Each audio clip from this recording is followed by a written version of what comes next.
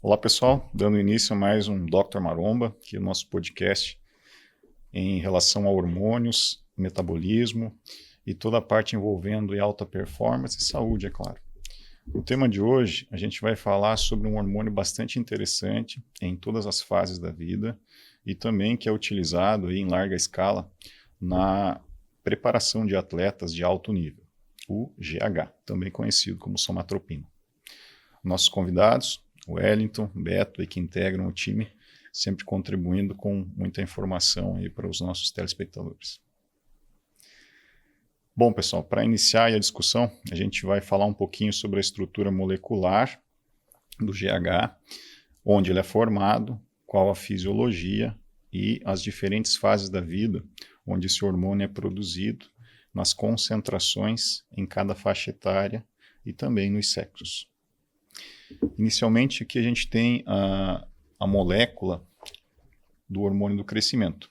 Então, todos os hormônios são, na verdade, proteínas, tá? São proteínas arranjadas aí na formação dos aminoácidos. Nós temos na natureza os aminoácidos chamados essenciais e não essenciais. São 20 no total. Os aminoácidos não essenciais são os que o nosso corpo produz e os essenciais são aqueles que advêm da alimentação. Então, são 9 do tipo não essenciais, que o nosso corpo produz, e, aliás, 11 que o nosso corpo produz e 9 que são advindos da alimentação. A formação de moléculas, né, que formam hormônios, que formam proteínas, é o arranjo espacial de concentrações distintas de aminoácidos, que podem ir de 50 até mais de 2.000 aminoácidos, formando diferentes proteínas. No caso aqui do hormônio do crescimento, a somatropina, ele é um arranjo molecular de 191 aminoácidos que, formando a cadeia, promove aí a síntese do hormônio do crescimento. Em termos de fisiologia, onde esse hormônio é produzido nos seres humanos? Ele é produzido numa glândula chamada hipófise. A hipófise, a gente vai ter a imagem aqui nos mostrando, né? Essa glândula é uma das 3 glândulas centrais do nosso sistema neuroendócrino, ela fica embaixo de uma estrutura chamada hipotálamo. A glândula ela é dividida em porção anterior, a adenohipófise, e posterior, neurohipófise. E a comunicação é feita por esse plexo venoso chamado sistema porta-hipotálamo-hipófise. O hipotálamo ele controla a produção da hipófise. Nós temos ali a produção de precursores hormonais. No caso do GH, o precursor hormonal chama-se GHRH. Esse precursor hormonal, quando liberado, ele estimula a produção e a liberação do hormônio do crescimento. Isso ocorre ao longo de todo o dia, em diferentes períodos, onde há picos de liberação e níveis basais. E também altera em faixas etárias. Quando somos mais jovens, a liberação é maior. Quando somos mais velhos, né, indivíduos mais velhos, a liberação é suprimida, tá bom? Bom, sobre essa produção. Então, o hormônio do crescimento ele é produzido nessa região da adenohipófise, ou hipófise anterior, e ele é liberado principalmente no período da infância e do estirão puberal, na questão fisiológica do organismo. Como que isso ocorre? Nós temos uma concentração basal da liberação desse hormônio, que ela é constante em determinados períodos, e em outros há um pico de liberação. Esse pico de liberação dura de 4 a 20 minutos. Nos adultos, ocorrem ao longo do dia cerca de 5 picos de liberação. Nas crianças, que são saudáveis, e nos adolescentes, podem ocorrer até 8 picos ao longo do dia. As diferenças residem em níveis basais mais altos na infância e picos mais abrangentes, pois a criança está em crescimento. Já nos adultos, o número de picos é menor e a liberação também é mais discreta. Na próxima imagem, nós temos um pouco da fisiologia. Então, como que funciona? Hipotálamo libera o precursor hormonal GHRH, que estimula a glândula pineal, né, a hipófise, a liberação do GH. Esse GH vai para os tecidos e faz o crescimento celular nos tecidos-alvo. Um grande mediador é o IGF-1, que é o fator de crescimento insulina tipo 1. ele atua diretamente ligado ao GH, é produzido e metabolizado no fígado. Mais para frente a gente vai falar de terapias aí de reposição hormonal, onde o IGF-1 é bastante importante em associação com o GH, para se ter um crescimento celular adequado. Não adianta ter só o GH, tem que ter o precursor junto, tá? Quando baixa o GH, ocorre aí um estímulo de produção através do GNRH novamente e novo pulso, tá? Então, como eu disse anteriormente, na infância e no estirão puberal, esses pulsos são mais frequentes e mais abrangentes. Em termos de níveis basais, os adultos, quando não estão no pico, a liberação do GH é de 2,5 a 3 nanogramas por ml. No pico, pode chegar a 45 nanogramas por ml. Já nas crianças, esse nível, durante o período basal, é quase 3 vezes mais alto, e no estirão puberal também. No próximo gráfico, nós temos um pouco dos horários. Então, aqui nós vemos o período noturno, como que funciona a liberação do GH. Vocês já ouviram falar que GH é liberado mais em determinados horários, que deve ser aplicado em determinados horários? 3 da manhã. Geralmente. É da noite e da manhã também, né? Sim. Aqui nós entendemos o porquê disso. Esse aqui é um gráfico baseado em horários do dia e faixa etária e liberação de nanogramas por ml. Se nós observarmos, próximo já da vida adulta, os picos reduzem, são em alguns horários do dia, e a predominância ocorre ali no período das 2 às 4 da manhã. Esse é o pico. Nesse pico, ele pode chegar até 45 nanogramas por ml. Fatores que contribuem: um sono profundo. Então, na classificação do sono, nós temos 2 vertentes. O sono chamado REM, que é um sono leve, e o sono não REM, que é o sono pesado. Diferenças. No sono REM, que é o sono leve, existe movimentação ocular, embora esteja com as pálpebras fechadas, sonhos intensos e atividade cerebral intensa. É um sono leve. Já no sono profundo, pouca atividade cerebral, sonhos muito brandos ou quase não há presença de sonhos e movimento ocular ausente. É nesse período onde há o maior pico de liberação de GH. Lembrando que o pico atinge o apogeu de 4 a 20 minutos, depois ele começa a descer para níveis basais. Por isso, a aplicação do GH deve ser feita após o pico, para que não se perda o pico fisiológico, né? Essa é a explicação do porquê aplicar o GH de madrugada. Tá?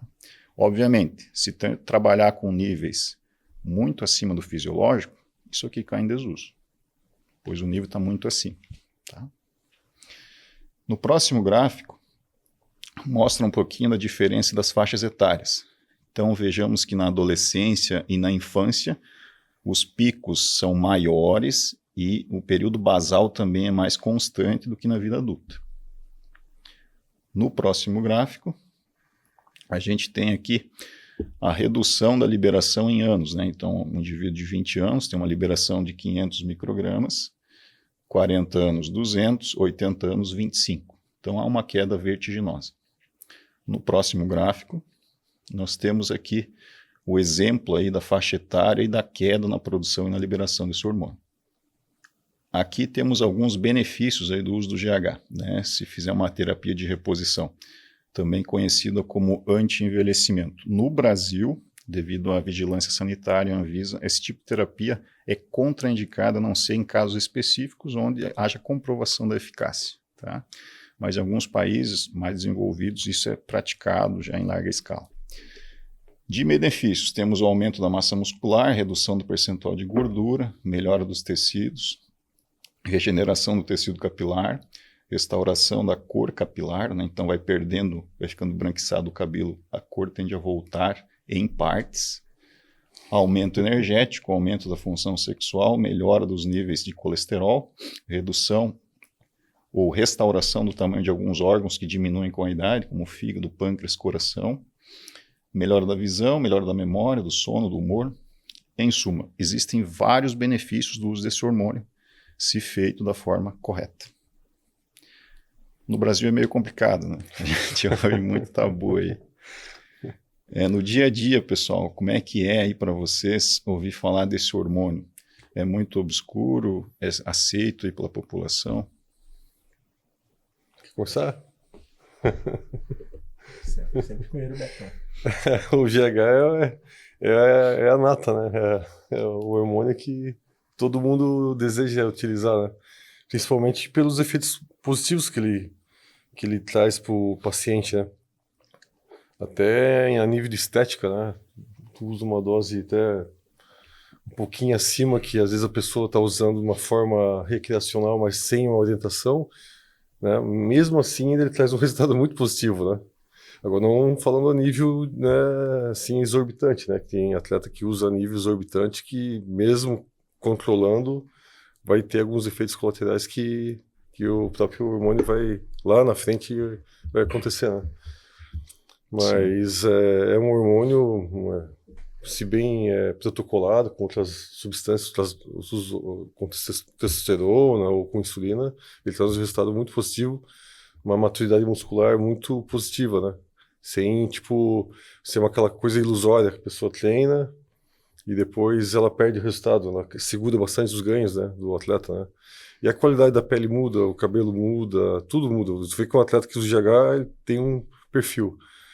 Tudo, né? O quadro do atleta. O outro atleta que não usa, ou até um paciente normal, é diferente, né? Eu vejo assim, ó, tem o kart, tem a Stock Car, tem a Fórmula 1.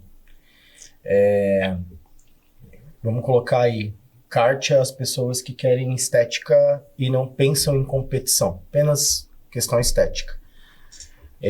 A Stock Car é a pessoa que está ali iniciando um projeto para competição, de repente, fisiculturismo, bodybuilding. Eu creio que não é só o bodybuilding que utiliza o GH, eu creio que outros esportes também, né?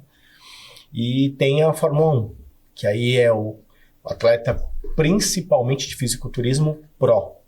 É o pro. O problema é o seguinte, as pessoas iniciam sem orientação e querem utilizar lá quando estão no kart. A não ser quem tenha condições de manter o tratamento, porque é um tratamento extremamente caro. O pessoal faz errado, quer pegar a GH de má qualidade, péssima qualidade, que não é bem transportado, já que ele tem todo um sistema para ser transportado, um cuidado. Né? E aí você não sabe exatamente o que você está aplicando, se é de verdade, se não é, quem transportou, como chegou até aqui, e é caro, muito caro. Assim, hoje eu creio que é a terapia mais cara hoje, né? Eu creio. Sim. E não vale a pena comprar um GH no mercado paralelo, né? Não. Mesmo sendo paralelo, a gente vai pagar muito caro. Exato. Aí tu vai investir num negócio caro que não vai trazer nenhum benefício, que tu não sabe nem o que é, né? Não vale a pena. Hormônios, né? Hormônios bioidênticos, eles precisam de um cuidado muito próximo aí na conservação e no transporte, como o Elton sabiamente comentou. Nesse tipo de hormônio aqui, ele precisa vir bem embalado, bem cuidado, para não desnaturar a molécula. Então imagine mercado negro, né? Isso aí não tem como manter qualidade. Não tem como. Sem falar que o produto, obviamente, ali dentro é sabotado, né? Não vai ter todo o produto que você imagina. Para a gente ter uma ideia de como funciona o GH, por que ele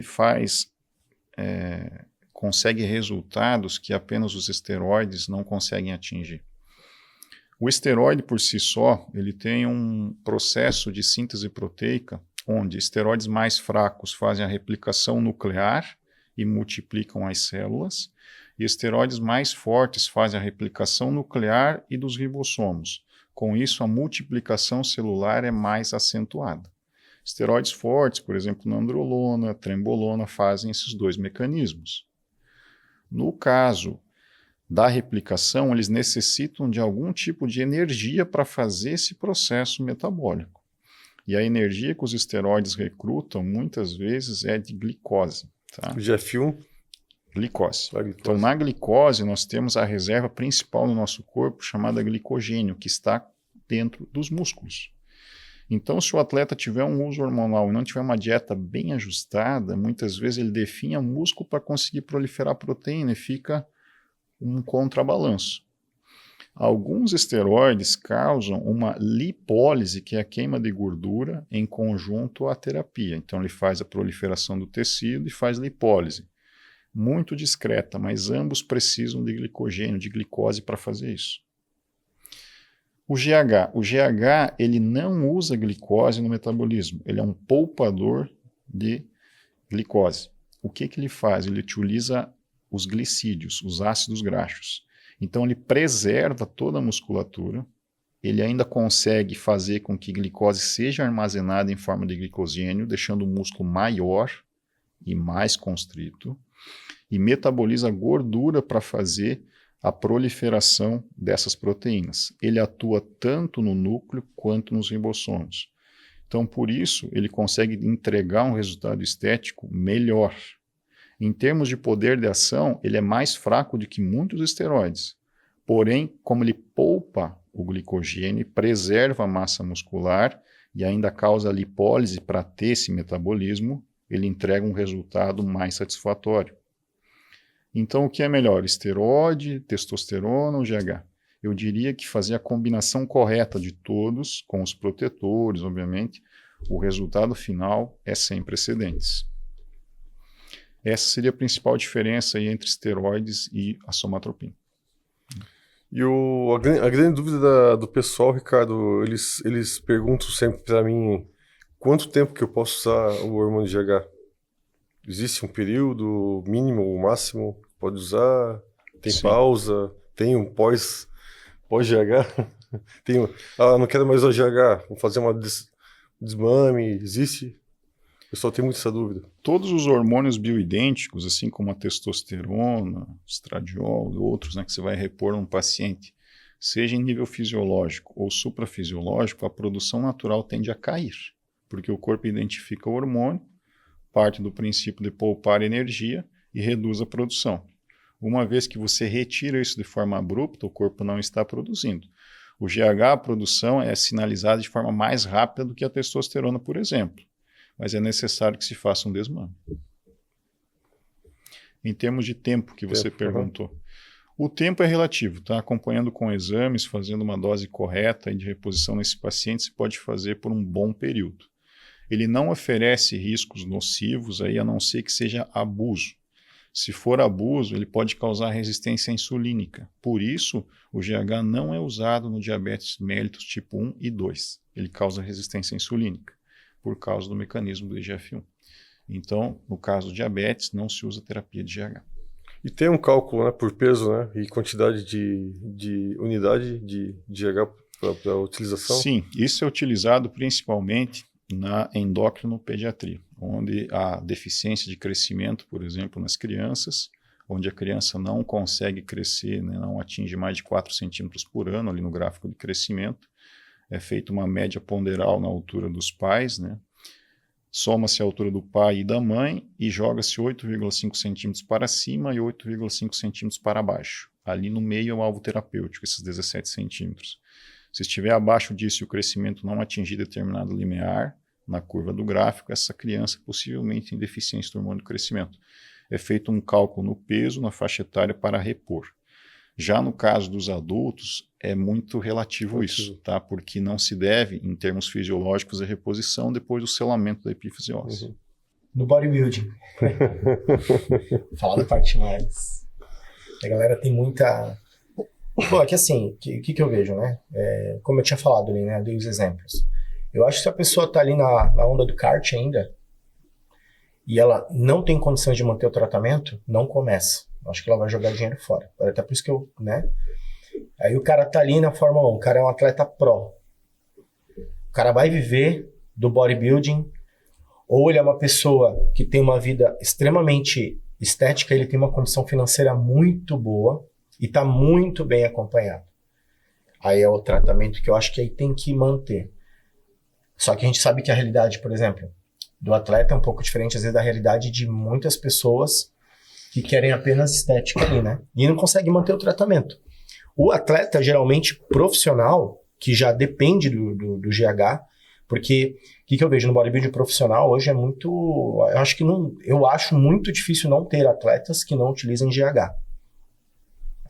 Só que É um tratamento caro. O atleta o atleta profissional, ele tem que viajar muito, né? Competições, são poucas competições no Brasil ainda. Então, o cara, para conseguir uma vaga no Olímpia, por exemplo, tem que viajar para, às vezes, algum país, porque não conseguiu ganhar um campeonato. Os campeonatos davam acesso ao Olímpia aqui no Brasil, e aí tem que viajar para Argentina, Portugal, Estados Unidos, Canadá, enfim. E aí o cara tem o quê? Geralmente patrocínio. Eu acho que é a única forma dele conseguir manter o tratamento, porque é um tratamento muito caro, né? E hoje eu acho que o nível do bodybuilding profissional, ele depende para você brigar ali, né? Principalmente em categorias como a Open, né? Por exemplo, até a Classic Physique, eu acho muito difícil a pessoa não conseguir manter. Então, eu percebo que as pessoas que estão lá embaixo ainda nessa cadeia, né? Pessoas que estão ali, quer um shape legal, quer um corpo bacana, tá ali na academia, vê os atletas, está numa academia que tem um atleta treinando, aí ficou sabendo que o cara toma GH, aí ele quer começar. Daí vai lá comprar 1, 2 canetas e não... E aí ele vai fazer o quê? Ele vai ver que não teve efeito nenhum. Então assim, doutor, existe uma relação do tempo que a pessoa usa para ela começar a ver algum efeito desses, porque eu vejo que tem muita gente que diz que fica às vezes 6 meses tomando e não vê nenhum efeito. A nível estético, a nível para alcançar a performance. Quase não muda a aparência física, basicamente. Não baixa o percentual de gordura, não aumenta a massa muscular. Aí vai investigar, né? Alimentação errada, não treina bem, não dorme, né? Aplica no horário errado, né? Deixa de ter o pico padrão, né? Ou a dosagem é muito baixa, ou alta demais, que corta a própria liberação natural de GH. Tem uma relação para nível de recreativo de GH, para a pessoa chegar e falar assim, não, eu estou vendo uma diferença nesse momento. Aquela pessoa que conseguiu manter o tratamento, porque a grande maioria não consegue pelo preço. Sim. Nós temos vários fatores que devemos levar em consideração nisso, tá? Primeiro, se essa droga o paciente adquiriu de forma lícita, para saber se é uma droga que realmente tem procedência. Então vamos trabalhar com droga lícita, né? O paciente adquiriu uma droga lícita que tem procedência. Nós temos que considerar, como o Beto comentou, o peso desse paciente, faixa etária, porque a produção cai ao longo dos anos, o quanto de tempo ele já se exercita, para saber se tem receptores suficientes para conseguir absorver esse hormônio, senão também não adianta. E para saber se há uma combinação com algum outro tipo de hormônio ou é apenas uso de GH isolado. O sexo também influencia. Então, uma mulher, por exemplo, uma terapia para uma mulher de 60 quilos, 65 quilos, muitas vezes 1 e no máximo 2 por dia, a resposta já é muito efetiva. No caso dos homens, de 80 quilos para cima, que treina aí já um período considerável, tem um bom desenvolvimento muscular, nós temos que trabalhar com pelo menos 5 ou 6 WIs para cima. Isso por dia. Nós estamos falando, então, que esse paciente vai passar a utilizar aí por mês, né? Se usar 6 WIs por dia, ele vai ter uma carga de 120, 180 WIs no mês, né? 180 WIs no mês, para ter uma ideia de custo de mercado, uma caneta de 60 WIs, né, de uma boa marca, de boa procedência, ela pode chegar próximo a R$2.000, R$2.500. Isso dá para 10 dias. Então o paciente vem com essa ideia de, não, vou usar GH. Não, calma aí. Você já sabe os valores, sabe como funciona, sabe que usar há poucas semanas não vai fazer a menor diferença no seu corpo. Isso é um tratamento de alguns meses. Então, como o Hérito comentou, não adianta um paciente vir com essa ideia, né, de utilizar um hormônio e achar que vai ter grandes resultados em curto período. Não é assim que funciona. Então entra ali alimentação, entra um treino adequado, um descanso adequado, aplicar o hormônio no horário certo, fazer o uso de GF1 concomitante para absorver melhor esse medicamento. Então tudo vai onerando esse tratamento. Muitas vezes o paciente tem essa ideia equivocada de que vai conseguir fazer o tratamento, mas fica frustrado no momento dos valores. Recorre ao mercado paralelo, pega uma droga que não tem procedência, que vem com um monte de situações equivocadas ali na conservação, no transporte, não dá resultado nenhum, ele conclui, pô, usei GH, não mudou nada. Obviamente, tu não usou GH. Tu usou qualquer outra porcaria, com o perdão da palavra, em detrimento ao hormônio. Né? E temos que saber também a combinação. Foi feita uma combinação com algum outro tipo de ergogênico, foi feito o uso de testosterona, foi feito um preparo, um direcionamento de treinamento para o uso desse tipo de substância. Se fizer tudo corretamente, vocês veem os exemplos aí dos atletas de alto nível, os profissionais. Um corpo que, como um atleta disse, apresenta, além de fatores genéticos, muito treino, é feito tudo de forma muito criteriosa. Então não é tão simples. Eu recomendaria sempre o aluno que é iniciante, que às vezes é um intermediário, ele não tem tanta massa muscular, igual o Ricardo falou, assim, começa com pouco, né? Começa com pouco, vai escalando, vai indo, e tirar essa ideia da galera que o pessoal pensa uma fórmula mágica para criar um shape num instante e depois não preciso mais dessa fórmula e viver normal. Não existe. Então, ou começa moderado e vai levando, vai construindo. Isso aqui, a ideia normalmente dos pessoal que treina, que meio que gosta da estética, que às vezes até acompanha um atleta ou um outro e tal, os caras querem ficar igual um cebão, né? Não é bem assim, né? Então, existe tem todo... muito disso. não existe isso, né? Então tem que ir meio gradativo, indo e tal. Tem atleta que usa, né? 16 UI, 8, 16 UI.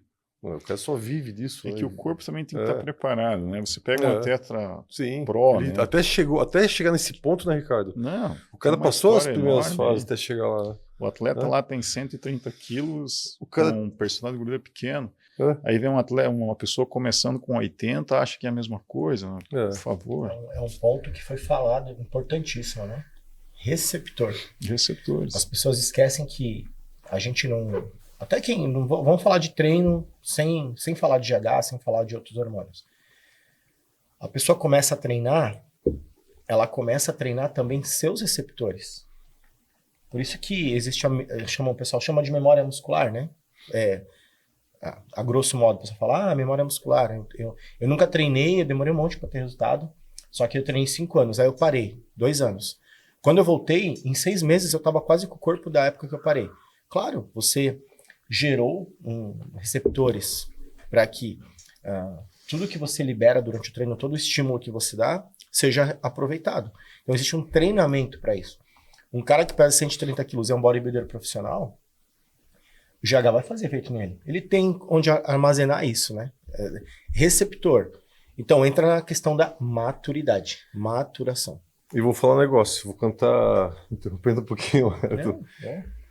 Assim, ó, eu vejo assim, ó, hoje em dia, com essa galera dos naturais que estão treinando disciplinado, estão ali há 1 ano, 2, 3 anos, o dia que essa galera começar a utilizar um hormônio, esses caras vão ser muito grandes. Porque a preparação dos caras, hoje em dia, os moleques estão indo fortes, os natural. Estão puxando mais peso do que o pessoal hormonizado, não estão? Sim, o único recurso deles é treinar e comer. Treinar e comer. O dia que eles mudar, não. Agora eu desisti de ser natural. Vamos dar uma mensagem do natural. Nossa. Quando vocês quiserem. Nós temos um exemplo do Schwarzenegger, né? Uhum. Ele treinou natural no início e um dos primeiros que acompanhou ele falou, imagine se você usasse hormônio, em que tamanho você seria? E com 22 anos ele tinha já uma carreira quase que consolidada, com um físico extraordinário naquela época. Ele que só usava Dianabol durante o início. Muito tempo, muito tempo. Que aí o Dianabol já mudou o corpo dele. Mudou. Que hoje falar em Dianabol, a gente está falando em algo bem discreto perto das drogas que existem hoje, né? Então veja o empenho, né? Muitas vezes, não só atletas como pessoas que querem alta performance depositam toda a esperança no tratamento. O tratamento é só uma parte. Você precisa treinar corretamente, você precisa comer corretamente, você precisa descansar para que você tenha realmente o aproveitamento disso, né? Se você achar que só o tratamento vai fazer alguma diferença, você está investindo errado. Mas calma que provavelmente vai chegar na parte dos efeitos colaterais ainda. Nem chegamos nisso. Calma aí. Então, o pessoal que tá vendo aí, ó, já falou muita coisa boa, porque é a descoberta né, se a gente for parar para ver só o ganho, né? Só o benefício. Só os benefícios. Até Meu agora Deus. falando de benefícios. Cara, maravilha, né? Então é isso que o pessoal se ilude.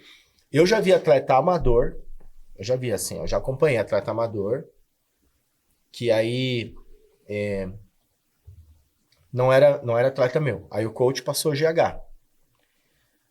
A pessoa mal conseguia pagar a pintura do campeonato, comprar biquíni, pagar a inscrição, pagar a dobra de categoria. Não, fazia rifa.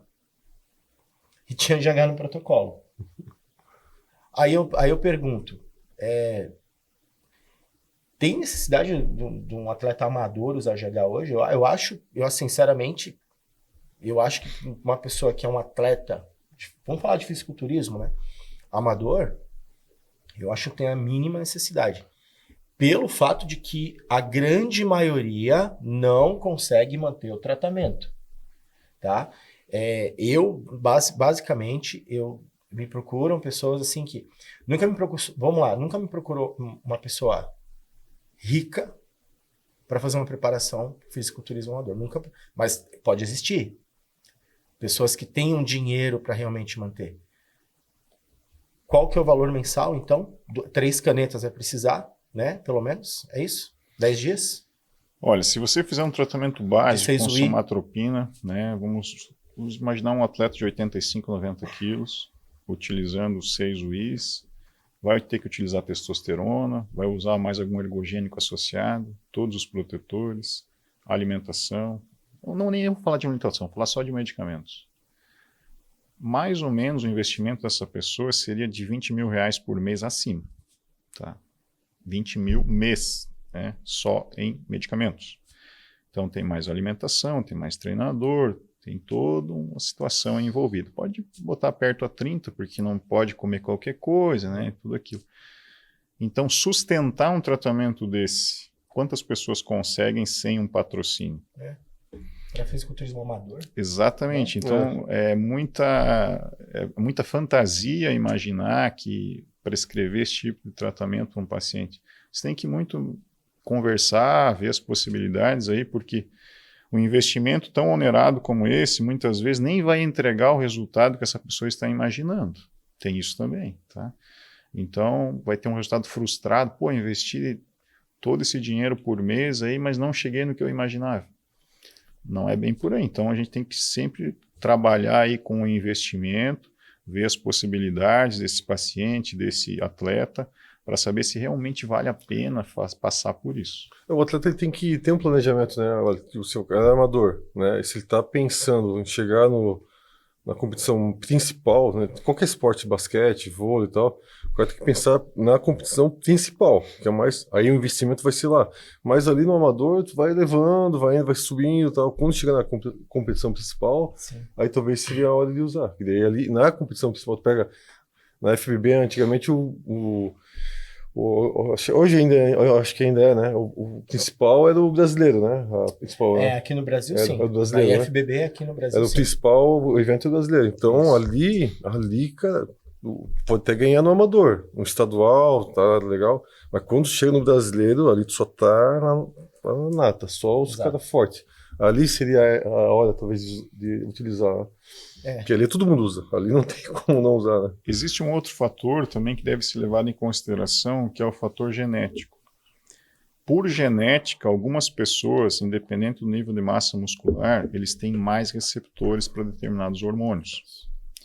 Exemplos que nós temos aí, se a gente pegar, por exemplo, o Seban, que foi comentado, Ramon Dino, são pessoas que, se colocar esses e outro atleta no mesmo nível, com a mesma carga de tratamento, não terá o mesmo resultado, porque os receptores, a condição genética dessas pessoas é diferente. Ronnie Coleman provavelmente nunca vai existir outro igual. São pessoas que, por genes, têm uma capacidade de absorção maior, ele consegue multiplicar mais receptores, mesmo de uma pessoa com o mesmo nível de treino, o mesmo tratamento, até a mesma carga muscular, mas a forma dos músculos é diferente. E então, às vezes, né, Ricardo, fatores influenciam. E às vezes ainda é o reverso, o cara não consegue ter aquele ganho e ainda ter só colateral ainda. Você tem mais colateral do que ganho né? A gente nem começou a falar de colateral ainda, né? Mas para ver como, às vezes, se deposita muita esperança em algo que não é bem o que a pessoa imagina, né? Não é tão simples assim. Então, tem que deixar claro aí para o usuário, para o paciente, que muitas vezes um investimento nessas proporções não vai entregar o resultado que a pessoa imagina. O médico, né, e o treinador, ele consegue fazer essa avaliação, acompanhar durante o treino, né, a Nutri lá na clínica, lá acompanhar a evolução, as avaliações do médico, para ver se, pô, esse cara aqui talvez vai, né, ter uma facilidade maior, não, a gente vai acompanhando, né. E essa é a importância de ter os profissionais dando suporte ali, né. Sim.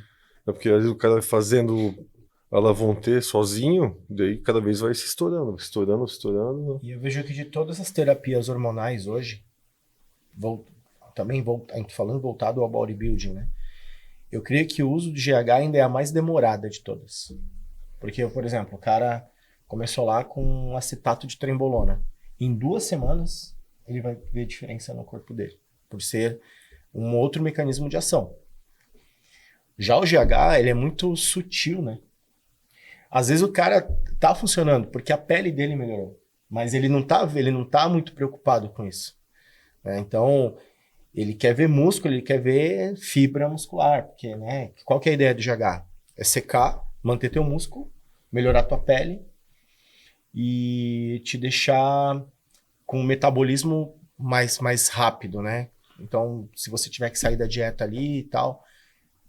Então, tem muita gente que fala assim, com o GH, eu consigo fazer uma refeição livre por semana. Eu como rodízio uma vez por semana de refeição livre. E eu não tenho rebote, eu fico melhor, eu treino melhor, meu músculo fica cheio. Mas eu creio que para você olhar no espelho e falar, cara, tá dando diferença, eu creio que é o mais demorado. E ao passo que ele é um dos mais demorados, ele é o mais caro. É isso que o Ricardo falou, de preservar a musculatura, né? É Exato. o que todo mundo quer, né? Aquele pump na hora, o cara treina, depois o cara sai lá e tá murcho, né? Ele dá aquela segurada. Em termos de investimento, né? Se o paciente tem intenção de utilizar, quer investir, é muito mais inteligente fazer uma terapia com ergogênicos, com testosterona, fazer uma dieta bem feita e lá na frente usar a somatropina ali, o GH, só para finalizar um trabalho, do que fazer todo o investimento ao longo de meses aí, porque o resultado muitas vezes é até inferior do que essas drogas oferecem. Tá? O poder anabólico da trembolona, por exemplo, é insuperável. O GH fica muito atrás. Só que ele preserva a massa. Então, no momento de restrição calórica extrema, na finalização, ele vai fazer diferença. Mas combinado com outros hormônios. Sozinho, não é isso que muitas pessoas acreditam. E vamos falar assim, a grosso modo, né? Não vou fazer nenhuma não vou fazer nenhuma. Não estou fazendo nenhuma consulta médica agora aqui, nem podemos, né? Mas a grosso modo, assim, as melhores combinações que o GH pode ter com outros hormônios seria o que? Insulina, testosterona? O que seria mais, indicado, assim, para estar usando com o GH? Então, no caso da insulina, o GH ele vai fazer uma dificuldade da ação desse hormônio. Então, a insulina ela atua em cima de carboidratos, né? Ela faz a metabolização de glicose e aporte energético através disso. Se combinar com a terapia, não vai ter um resultado satisfatório, porque ele faz uma resistência insulínica. Ele atua em outro mecanismo. Ele degrada ácidos graxos, lipídios. Então, a insulina combinada com o GH, a gente não teria um bom resultado. Por isso, não é usado em diabéticos, por exemplo. No caso de outros hormônios bioidênticos, né, testosterona. A testosterona é dita por muitos como droga base. Para você fazer uma terapia de reposição hormonal, níveis fisiológicos ou falando em suprafisiológico, eu concordo com isso. Pois se a gente não tiver, a gente tem alguns sintomas aí, pode ter queda de libido, pode ter baixa aí na cognição, no rendimento esportivo e laboral. Então, uma delas teria que ser. No caso de ergogênicos, esteroides anabolizantes, é interessante algum que tenha um poder de ação de proliferação celular acentuado. Né? A gente pode conseguir, por exemplo, Phil-Hit. Ouve-se falar, né? A gente não tem dados concretos, mas que as preparações dele sempre eram à base de nandrolona, testosterona e o GH. Concentrações ao certo ninguém sabe. Alguém sabe, né? Mas nós não sabemos. Coleman também falava muito disso. Tá? Então vejam que a nandrolona é um esteroide extremamente anabólico. As pessoas pensam que é pouco, não é pouco não. E até uma época que usava sozinho, né, Ricardo? Sim, Tem uma época que só usava o nandrolona, né? Aí utiliza a combinação desses três aqui, você tem um resultado excepcional. Então a nandrolona dá bastante volume, ajuda a preservar o músculo. A testosterona, volume e força. O GH queima a gordura residual e preserva o teu músculo. O resultado é fantástico. E o T3, T4? Consegue incluir junto também, não? Tem alguns atletas que usam também junto. Sim. Esses hormônios são produzidos pela nossa glândula tireoide. Tá? Se a gente tem uma produção acima do normal, o corpo induz a gastar mais energia. Em termos de doença, chama-se o hipertiroidismo. Se for uma pessoa eutiroideu normal, utilizando níveis acima, ele vai gastar mais energia num período controlado. Se combinar com o GH, nós temos aí uma perda de ácidos graxos, queima de gordura já pelo GH. Se colocar mais esse medicamento junto, pode ser até um pouco arriscado. Eu não faria. Tem alguns órgãos que tem, não é aqui, então a gente não chegou lá ainda, né? Mas aí que tá. Tem órgãos que tem receptor de GH, né? Todos, né? Na verdade. Praticamente todos os órgãos têm receptores para GH. E aí o cara já aumenta a atividade de T3 e T4. Ele fica por um período hipertireoideu. Então, todas as funções dele vão estar aceleradas. Inclusive a frequência cardíaca desse paciente, atividade cardíaca dele também modifica pelo menos por um período de tempo. Por isso que tem pessoas que ficam doentes, emagrecem muito, né? Então você imagina a combinação. T3, T4, GH e às vezes a pessoa ainda joga um clenbuterol. Já vi, mas eu já vi daí. Então. É complicado. Eu já vi. Eu já vi. E aí o cara não era, a pessoa não era atleta. Sim, aí não tô nem falando dos outros hormônios, tá? Anabólicos daí. Não, daí era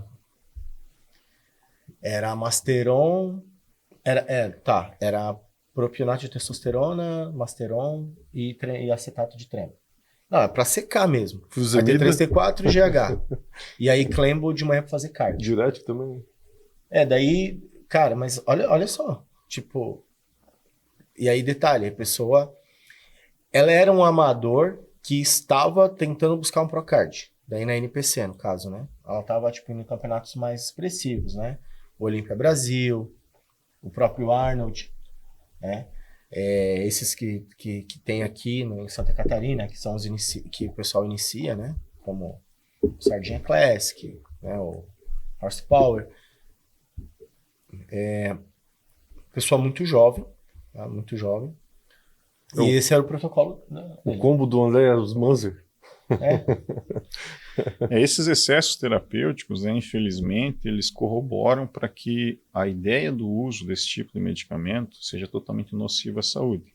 Desse jeito, concordo. A pessoa está procurando o óbito.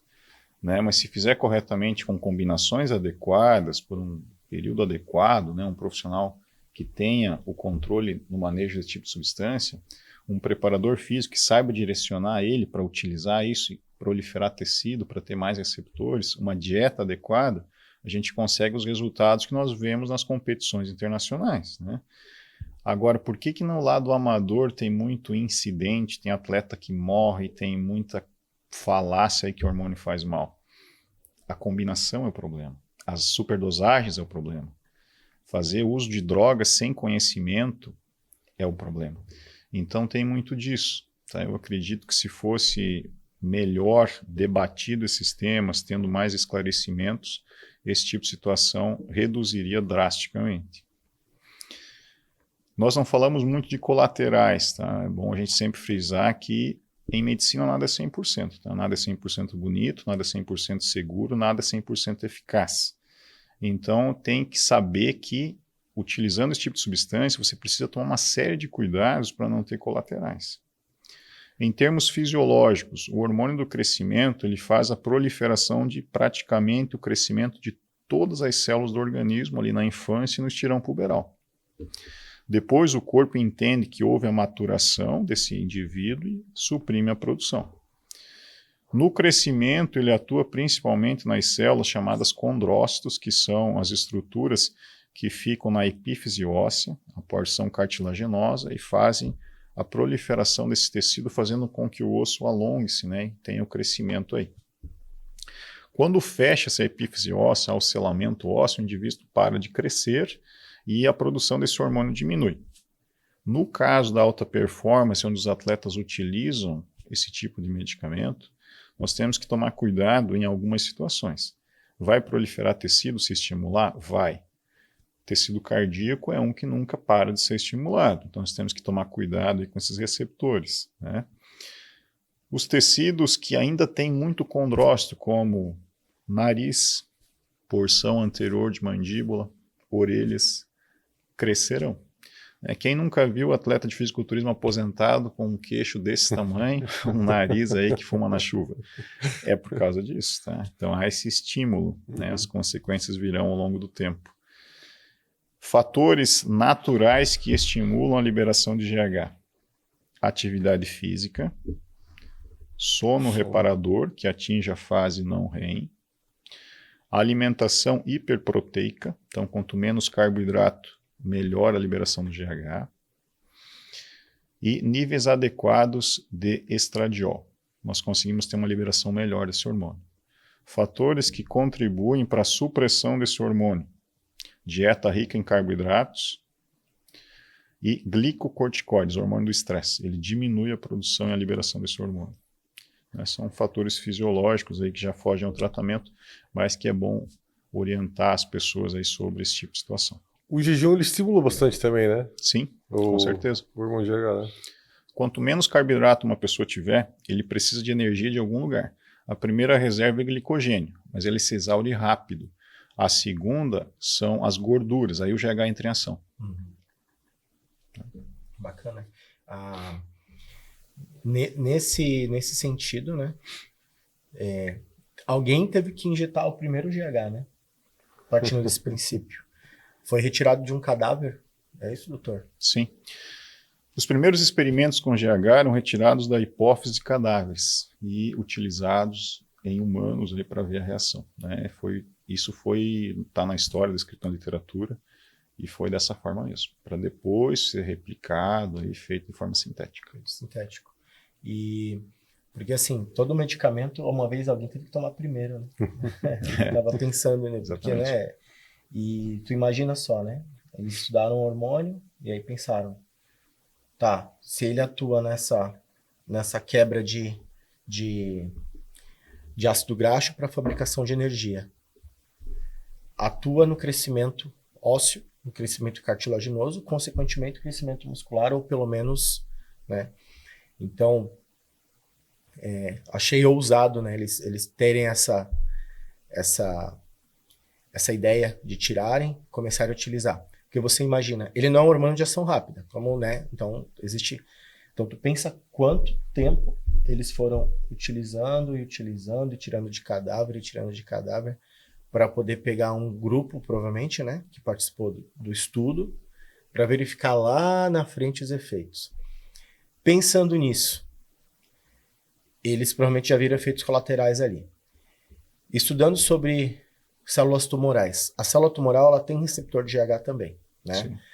Então, uma dúvida bem grande assim, doutor. A pessoa está desenvolvendo um tumor, ela não sabe. E ela começa a fazer a utilização do GH. Esse tumor, ele realmente vai ser antecipado o crescimento dele, até talvez ele vai se espalhar mais rápido por causa do GH, do tratamento, da terapia com o GH. Isso, porque ouve-se falar muito disso, né? Se a pessoa tem um câncer, ela pode desenvolver mais ainda, ou se ela tem uma predisposição, ela pode vir a desenvolver. Isso é mito ou isso realmente acontece, doutor? Sim, isso é verdade. Células tumorais, por via de regra, são células de alta taxa de replicação que não se reconhecem ao tecido periférico. Elas se diferenciam, começam a se multiplicar em forma desordenada e, se tiver um incremento, né, algo que potencialize essa multiplicação celular, no caso, hormônios bioidênticos em doses suprafisiológicas, GH, testosterona, ergogênicos, esteroides anabolizantes, esse tumor vai crescer de forma muito mais acelerada. Então, é uma verdade isso. Por isso, no rastreio de você fazer a prescrição de um tratamento para um paciente, nunca você deve esquecer de solicitar marcadores cancerígenos para esse paciente. E o rastreio deve ser trimestral, para você extinguir a possibilidade disso. Se a pessoa tiver uma doença em atividade, passar a utilizar hormônio suprafisiológico, essa doença vai acelerar várias vezes. Então, você está contribuindo para o avanço dessa doença nesse paciente. E se o indivíduo não tem nenhum marcador cancerígeno? Não tem. Mas, por exemplo, decidiu tomar a dose de fisiculturista lá, 8, 15 UI por dia. Ele pode desenvolver algum tipo de... ou não? Hormônios bioidênticos, suprafisiológicos e esteroides anabolizantes podem causar câncer? Muito difícil. Agora, se a pessoa tem uma propensão genética, isso é outra história. Tá? É outra história. Que eles aceleram doença? Aceleram. Mas dizer que vai desenvolver, não dá para afirmar. Não dá para afirmar. Não. Nesse caso de superdosagem, o que a gente tem que tomar cuidado? GH em doses absurdas, ele mata. Ele mata. Tá? Então, ele pode causar uma resistência insulínica, uma série de reações através de IGF-1 e pode ser altamente letal. Então, tem que tomar cuidado com superdosagem, né? No caso dessas dosagens que o Beto comentou, um corpo não preparado, ele não vai morrer com isso. Porém, não vai absorver nem próximo dessa quantidade, porque não tem receptores suficientes para isso. Vai perder dinheiro. Vai causar um dano. Só que os órgãos geralmente têm, né? Mas os órgãos têm, né? Aí que tá, mas aí os órgãos têm, né? Então, assim, a diabetes que pode ser causada pelo uso do GH, doutor, ela é só pela resistência à insulina ou o pâncreas também tem receptor e acaba aumentando de tamanho e agredindo as células beta ali do pâncreas e ele parando de produzir e virando diabético tipo 1? Isso pode existir ou não? Sabe dizer? Essa é uma pergunta bem interessante. Quando começaram os estudos com o GH, as pessoas pensaram, e se a gente passar a usar o hormônio do crescimento no estirão puberal para todo mundo? Em vez de a pessoa ter 1,60 m, todo mundo ter 2 metros. Não ia ser mais legal? Só que aí tem consequências. Você estimula, ela vai crescer. Ele vai atingir um nível maior do que os pais. Porém, junto com isso vem a cardiomegalia e vem a resistência insulínica severa. E a pessoa vai ser um diabético. E geralmente morre antes de 40 anos. Pessoas que têm gigantismo. Exatamente. Genético. Exatamente. Acromegalia. Isso. As pessoas basearam nisso e pensaram, então vamos pegar pessoas normais e começar a usar GH para todo mundo ficar grande. Né? Todo mundo tem uma estatura maior do que a população normal. Percebeu-se isso.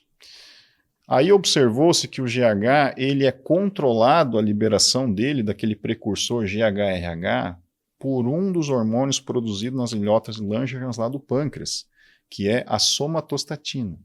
Esse hormônio controla a liberação do GH. Então, se a gente tiver sempre uma oferta muito agressiva, com o tempo o pâncreas vai sofrer sim. E não apenas a produção desse hormônio, quanto a insulina vai ser suprimido. Além de ter a resistência insulínica lá nos receptores da célula. Então o cara, teoricamente, vira diabético tipo 1 e 2. Ele vira um diabetes mellitus fortíssimo, vai ficar dependente de insulina, e a chance desse paciente ter uma complicação que pode levar ao óbito é bem considerável. Porque tu vai estar injetando insulina e tu ainda tem resistência a ela, porque ela não consegue entrar na célula. Exatamente. A resistência é isso. Tu tem insulina, mas ela não entra na célula. E aí tu também tem a falta de liberação do pâncreas. Cara, então não é brinquedo, hein, gente? Pra vocês entenderem que o bagulho não é... É uma matemática. Hormônios, eles são... Para quem gosta, quem não gosta de hormônio acha chato. Mas para quem gosta de hormônio é fantástico. Tudo no corpo é modulado por hormônios. Tá? Tudo. Fome, tristeza, alegria, vontade de trabalhar, você está eufórico, está deprimido, atração sexual, tudo é hormônios, tudo. Então, a combinação da maquinaria hormonal, ela é muito precisa, muito precisa. Se você fizer um desequilíbrio nisso aí, tudo vai definhando, tá? Que as glândulas estão intimamente ligadas umas com as outras. A gente tem uma cascata chamada cascata neuroendócrina, que começa nas glândulas centrais e vai até os testículos, no caso dos homens, e nos ovários nas mulheres. Então é um refinamento ali de associação de um hormônio combinando com outro que é muito interessante. Para você mexer nisso, você tem que ter uma vasta gama de conhecimento para não causar uma disfunção permanente nesse paciente e trazer muito mais prejuízo do que benefício. Hoje, existem... Eu tô vendo que tem muitos laboratórios underground que estão fabricando, né? Justamente por essa procura extrema. E às vezes eles usam os próprios atletas para os atletas meio que angariar pacientes, né? Exatamente, Exatamente. Então o laboratório vai lá, produz. É um hormônio fácil de ser produzido, a matéria-prima dele. Como que ele vem? Ele vem em pó ele já vem pronto, você tem que fazer diluição. Doutor, existe diferenças entre cada medicamento? Às vezes a caneta vem pronta, né? Mas aí tem uns que não, que vem o líquido para mistura do jeito. Como é que funciona isso, doutor? Esse medicamento ele tem uma produção que pode ser feita em forma sólida, né? A maioria deles é produzido sólido para o transporte, facilita o transporte, aumenta a durabilidade desse hormônio, mas para fazer o uso ele tem que ser diluído. Nas farmácias em geral, encontra-se ele já pronto em canetas, porque facilita o uso aí do paciente. Nos laboratórios, para as farmácias, muitas vezes, em grande quantidade, ele vem na forma sólida para depois ser preparado nas canetas. Aumenta a durabilidade, facilita o transporte, né? Tem essa situação. No mercado negro tem um problema. Você compra esse medicamento, por exemplo, de forma sólida, você vai ter que fazer diluição. Se fizer errado, já se equivoca na dose ali. É uma situação. Outra situação, a conservação dele também tem que ser respeitada. O período de vida desse medicamento de utilidade também deve ser respeitado. Exposição à luz solar, vários fatores. Então, são várias situações que podem corroborar para a ineficiência da droga ou excesso terapêutico. Tá? Então, é um medicamento que exige vários cuidados. A produção dele é complexa, sim, tá? O tempo de uso desse medicamento, aí que eu digo de vida que ele tem no meio, né, exposto, não é muito amplo. Então, são uma série de cuidados aí que o usuário tem que ter. Geralmente o que estraga é o que ele é diluído, né? Que é o veículo, né? Que ele chama de veículo. Exatamente. Né? Ele estraga mais rápido. O veículo eu estava explicando, que é como se fosse uma clara de ovo. Então, se ele entra em contato com um tempo muito... Vamos supor, ele tá ali, isso tem que ficar na geladeira, né? Então, o pessoal que quer armazenar, ele tem que ser refrigerado. Se ele fica fora, tem gente que olha GH estragado. Eu vi um vídeo uma vez. Sabe quando a clara de ovo começa tu coloca na frigideira, aí tu espera uns 5 segundos, ela começa a querer ficar branquinha, ela vai ficando branquinha, assim, uns fiozinhos, aí ela vai ficando branca, depois ela fica toda branca. Ela era clara, transparente, ela vai... Aí o cara pegou assim, mostrou, gente, um exemplo de uma caneta de GH que eu não vou usar, porque o cara que me vendeu falou que transportou certinho e é mentira dele. Provavelmente ela esquentou, olha aqui, cheio de fiozinho assim, como se fosse uma clara do ovo que tá começando e aquilo já era, estragou, acabou, né, doutor? Então já não tem como utilizar mais. Quando o GH for diluído de forma correta, né, armazenado, transportado, refrigerado de forma correta, é uma substância translúcida. Você olha contra a luz e é translúcido, tá? Não tem nada ali dentro, não tem corpos de fundo, não tem nada. Se você começar a ver qualquer resquício ali dentro, ele está desnaturando, ou seja, perdendo eficácia na molécula e o tempo de ação desse medicamento já caiu drasticamente. Não use, tá? Ele não está bem adequado para o uso, não foi bem conservado, não foi transportado corretamente. Quando ele perde totalmente as propriedades, ele fica nesse aspecto aí, tá? Mais leitoso. Só R$2.000. Hoje tem umas distribuidoras que levam direto para o paciente já, né? Se cadastrar, né? Entregam direto para o paciente já, né? Acho que tem, né? Teoricamente, né? Mas o nosso Brasil é diferenciado. Teoricamente, todo medicamento da classe C5, né, que é uma classe controlada por uso hormonal, ele deve passar por uma aquisição médica, vir até o médico ou uma farmácia credenciada e dali partir para o paciente. Nunca deve sair do laboratório e ir direto para o paciente. Ah, entendi. Isso é contra a lei, contra as normas. Salvo a exceção de que o médico fez a aquisição, comprou para si e entrega no endereço do paciente. Isso é uma tramitação que está entre a lei, mas teoricamente é permitido. É ético? Não é, mas é possível. É um jeitinho, né? Exatamente.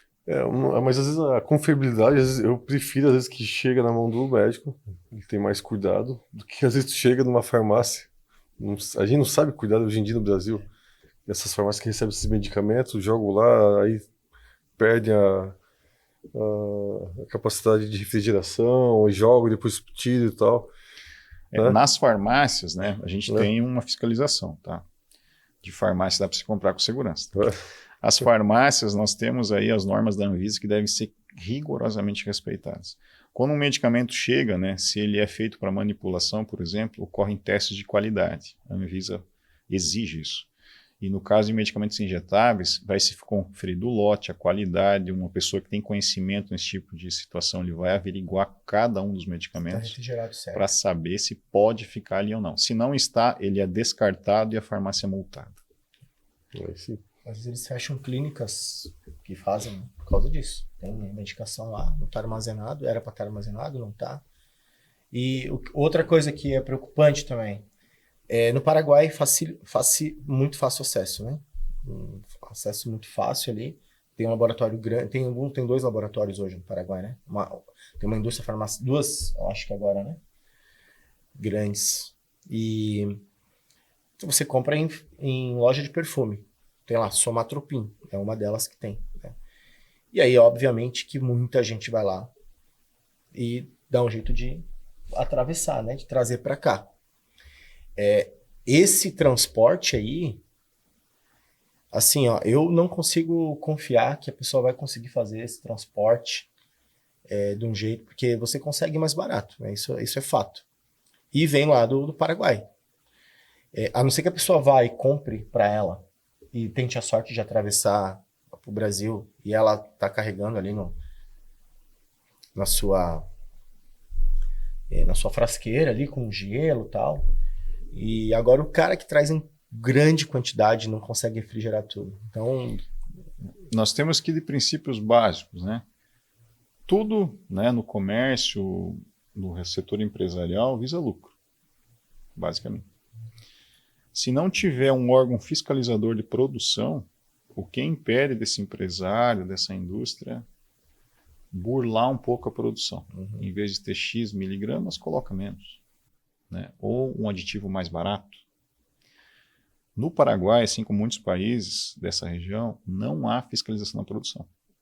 Então, mesmo comprando lá do laboratório, não dá para afirmar que tem a droga ali. Mesmo dá se tu comprar lá na indústria. Lá na indústria. Então, o lucro, né? Todo empresário vai visar lucro. Então, tem essa situação também. Tá? No Brasil, tem muita burocracia? Tem. Mas, por um lado, a gente consegue drogas com segurança. Porque se não fizer corretamente, os órgãos fiscalizadores vêm ali, multam e fecham o estabelecimento. Então, tem que seguir as normas. Quando não tem norma para ser seguida, abre-se muito precedente para equívocos aí, intencionais na produção e na fabricação desses insumos. Mas a maioria dos medicamentos de GH é tudo importado, né? Não é nacional, não. Tem produção aqui também. Tem produção aqui também. Hoje, fugindo um pouco do assunto, tem se falado muito da tirzepatida, né, o Mounjaro. Esse é um medicamento que, por enquanto, é só importado. O que ocorre aqui no Brasil?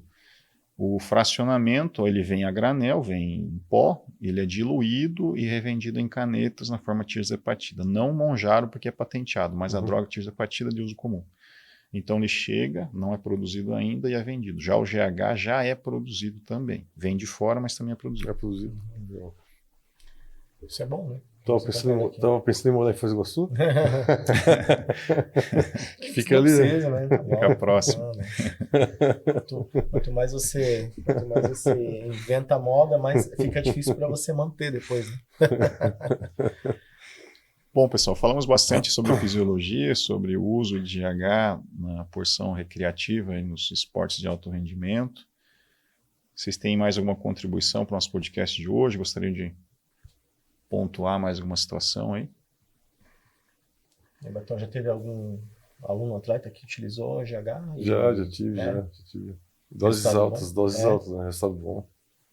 É diferenciado, não tem como comparar. Eu tive também, mas a pessoa fazia low dose porque ela conseguia manter o tratamento. Mas eu, particularmente, eu não vi nenhum efeito. Mas era low dose, né? Era 2 UI por dia. Homem? Mulher. Assim, para mulher não chega a ser uma low dose, tão low dose, né? Mas 2 UI, só que era para um tratamento prolongado, né? Ela tinha uma outra pessoa que cuidava da parte tanto nutricional quanto hormonal dela, né? E ela conseguia manter. Ela pegava a caneta, que eu esqueci a marca, eu esqueci o nome, mas era uma caneta pronta já. Daí é 2 UI, aí vai embora, né? Então ela tinha bastante, ela tipo uma caneta por mês, né? Isso eu lembro. Então ela conseguia manter, né? Gastava seus 2.000, acho que era R$2.300, se eu não me engano. 2 UI por dia em modo contínuo, sem parar. Particularmente não vi não vi efeito. Realmente, pele ficou bonita, cabelo, né? Ela competiu na NPC, inclusive, e não foi muito bem pelas questões características dela, e ela ainda não estava preparada para aquela categoria. Ela usava à noite? Oi? Ela usava à noite antes do Não, a pessoa pediu para ela usar de manhã em jejum. jejum? Jejum e antes do cardio. Antes do cardio. Tomava e ia pro cardio.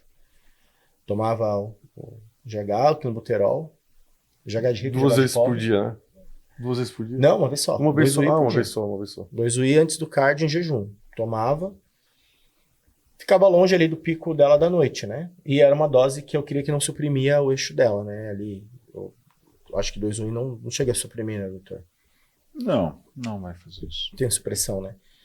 Mas eu, sinceramente, eu não vi. Ficou muito seca, mas é que a estrutura dela, física, não combinava com a categoria que ela escolheu. Ela veio de um outro coach, né, tal. Eu assumi, né? E aí ela veio com uma proposta, eu falei, cara, você não é dessa categoria. Não é para você. Não ainda. Ainda não. Vai numa categoria menor, vai na biquíni. Ela foi na wellness, não era para ser, ela não era wellness ainda. Ficou extremamente com shape de praia. Não, mais que praia, porque ela estava muito seca, né? Realmente secou muito. Não é só que ela estava com clenbuterol, muito determinada, dieta impecável, né? Então a gente não sabe nem dizer se teve empregabilidade esse 2 UI que ela tomava por dia, né? Uhum. Mas não confiou. Eu falei, cara, falando em padrão de categoria, aí tá uma coisa que eu consigo me garantir, cara. Eu consigo te padronizar por categoria. Você ainda não é uma wellness. Aí não deu boa. Mas ela conseguiu manter o tratamento. Depois ela mudou de coach de novo e tal. E não sei se ela conseguiu manter. Mas eu hoje, se eu fosse optar por ter um trabalho com um atleta, ele pudesse utilizar o GH, eu utilizaria mais à frente, depois de um bom tempo de competição ali. Não, tu vai seguir carreira na parada? Então vamos lá. Tempo, competição. Aí entra com o GH pro final, mantém dose baixa. E aí mantém. Ele vai somar. Porque daí, quando você chega no final ali, que você não tem mais da onde, ele entra e dá um auxílio. E aí você consegue manter o tratamento. Porque a gente sabe que é um tratamento mais longo, né? Você faz um ciclo ali de 6 semanas, 8 semanas, né? Ciclo TPC, com esteroides comuns, né? E mais o GH a gente sabe que tem que ficar um tempinho a mais. Então, se eu fosse hoje utilizar, eu faria eu faria dessa forma. Mas até hoje eu tive só essa uma atleta que utilizava, que já tinham passado para ela. Mas todos os resultados que eu tive até hoje, eu nunca tive essa necessidade de utilizar. Os esteroides comuns já me traziam isso, né? Associado ali com clenbuterol, por exemplo, que chamam de GH de pobre, como o pessoal brinca, né? Tem uma situação, a situação que o Wellington comentou, que é interessante a gente trazer para o debate. O horário da aplicação é muito comum, né, a gente ouvir na internet, coachings falando, não, o GH tem que usar pré-treino, o GH tem que usar no cardio. Temos que lembrar o quê? Como qualquer hormônio, ele tem uma ação sistêmica, ele tem um mecanismo que ele vai respeitar. Então, essa ideia de usar esteroide de pré-treino, fazer a injeção em determinados horários, não é válida. O que nós temos que respeitar no caso do GH? O período fisiológico. Seria o básico isso. Mas dizer que ele vai potencializar a tua queima de gordura se você aplicar em determinado horário, não. Isso não ocorre, ele é sistêmico, né? Ele tem todo um período para ser respeitado. Então são algumas situações que a gente vê muito hoje na internet. É o efeito placebo, né? É muito importante para a motivação. Claro, ele vai fazer o efeito dele, né? Ele vai fazer o efeito no período, mas a pessoa acredita que é porque aplicou naquele horário. Mas isso também não é só em relação ao hormônio de GH, né? Em relação até... Eu vou tomar whey antes do treino, vou ficar... Lembra que era assim? Eu vou tomar whey para treinar. O efeito psicológico ele é muito forte. Né? Agora eu vou até me ajeitar aqui, quero fazer uma última pergunta polêmica aqui. Para os naturais, o GH cai no exame antidoping? Não? Todo hormônio, seja ele bioidêntico ou esteroide anabolizante, se trabalhar suprafisiológico, ele vai cair, né? Vai fazer o exame de GF1, né? Vai cair em GF1, vai cair na dosagem do GH, vai cair em proliferação ali de tecido celular vermelho, né? Hemácias, hematócrito, vai cair nisso. Ele modifica também. Vai proliferar mais células. Também. Se trabalhar suprafisiológico. Agora, se é reposição, daí não adianta nem fazer, né? Porque não adianta. Se for reposição de texto. Eu fiquei sabendo que tem atletas naturais que usam microdoses de texto em gel. Microdoses. Então, vamos lá. A menina tem... Qual uma dose hoje padrão para mulher, doutor? Uma mulher nova, menina de 20 anos, padrão de texto? 70 de texto? Na literatura, claro que há variações. Né? Nós temos que a mulher aí dos 17, 18 anos até os 25 anos, ela tem a produção máxima, tem um apogeu. Ela chega até 89 nanogramas. 89. Aí a menina tá lá com 70. Começa a passar gelzinho, aí chega a 85. É doping? Não. Ela não chega, aí não cairia no doping. Não. Pode ser uma mulher lá no climatério, 40 e poucos anos. Se ela chegar até 89, tá no fisiológico, não na idade dela, mas está no fisiológico. E aí não cairia no doping? Não cairia. Só que ela tá dopada. Porque ela passou a vida a 70. É um uso inteligente. Ela passou a vida a 70. Exatamente. Eu me habituei com 70. Exatamente. Eu tô com 19 a mais. Exatamente. Se nesse doping levar em consideração faixa etária, talvez caia. Mas se levar a fisiologia, não. Ela está respeitando. Então eu fiquei sabendo que a gente que dá treina melhor. É um negócio inteligente isso aí. Treina melhor, né? Eu tô levando 2 atletas agora pro bodybuilding no campeonato que vai ter aqui em Joinville, dia 4, Federação Natural. E comida. É comida. A única coisa que eles vão usar fora é chá de cavalinha. na finaleira ali. Pra finalização. É isso. Fico imaginando o Wellington passando o texto em gel no dedinho, assim. A dose certa. Né? Bom, pessoal, hoje a discussão aqui foi sobre somatropina, né, o hormônio do crescimento, GH. O podcast vai ficar disponível no nosso canal no YouTube. Sempre tragam sugestões e façam comentários nos nossos vídeos aí para a gente estar sempre contribuindo com informações cada vez mais relevantes aí para vocês. Bom, um grande abraço a todos e até o próximo episódio.